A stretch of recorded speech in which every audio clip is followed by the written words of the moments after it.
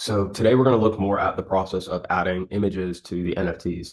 So currently for the NFTs that we've created so far with the smart contract for fund distribution, there isn't any link as far as the tokens that are minted to any sort of images, attributes, many of the things commonly associated with NFTs. So while obviously artwork is not the focus of these projects, of the code, of the technology, it is still helpful to have just because, if people go in their wallets, they want to be able to differentiate, what their NFTs are. They should be able to see an image. So we're gonna go ahead and walk through the process that ChatGPT laid out. I'll be completely honest, I'm low-key burnt out. I got like 3 hours worth of sleep in the last 24 hours. So gonna be crashing out early tonight. Gonna be tapping out early tonight. But with that being said, let's go ahead and navigate to ChatGPT. So I'm going to break this down in as easiest terms to understand, just because not everybody's super tech savvy. I'm not tech savvy, but I understand a little bit of this just from obviously building other things that we've worked on so far.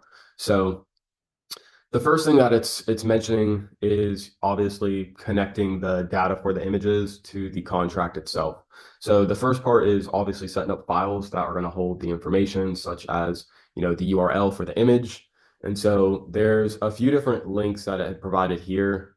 And it's looking like from navigating these, I think we may be able to do everything from this right here, IPFS, because I was looking through how all this works and stuff, just briefly scrolling through, and it's looking like you're able to upload the information as far as like the images to IPFS, and then you can save those on a file. So nonetheless, it shouldn't be all that crazy. It's just giving a secure place to be able to hold the images, and then creating the metadata is just what is going to be displayed on OpenSea. So if you're going to have descriptions for like different traits, then below the image IPFS, you're going to have the traits below. And yeah, I mean it's pretty straightforward. Like I said, it's just really creating files, JSON files to be able to hold the image and information on the image. Next is obviously updating the contract. So this portion, I don't believe we have anything about token URIs, just given I'm pretty sure that's how you link specific images to specific tokens. So we'll need to look into, again, how to properly set all of this up.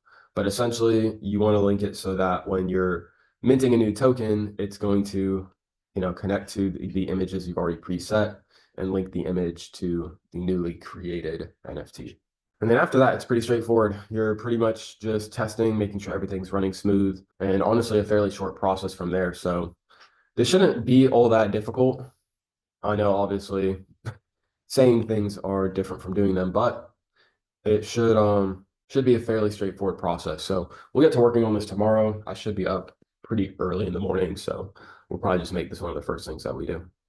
So again, the images are not the most important part of the project, obviously, but given we're going to be creating these NFTs for influencers, for people who have a following, I want to be able to link some type of artwork that is, it relates to their audience, or, it relates to the goals that they would have for a project. So work to be done, but honestly, fairly simple work. I don't think it should take all that long. The only thing I am kind of confused on is how to specifically link certain images.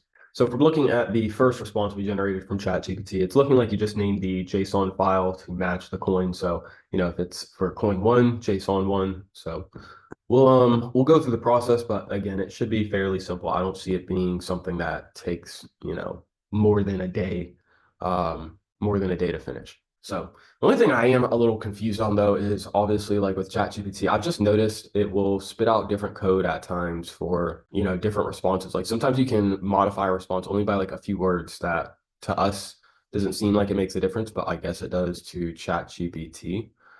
I can always just have ChatGPT compare the two codes side by side, but nonetheless, we'll pretty much just paste our code into the app and ask it to make the adjustments to be able to add the images. So should be a fairly straightforward process, but with that being said, I'll see you guys on the next video. Peace.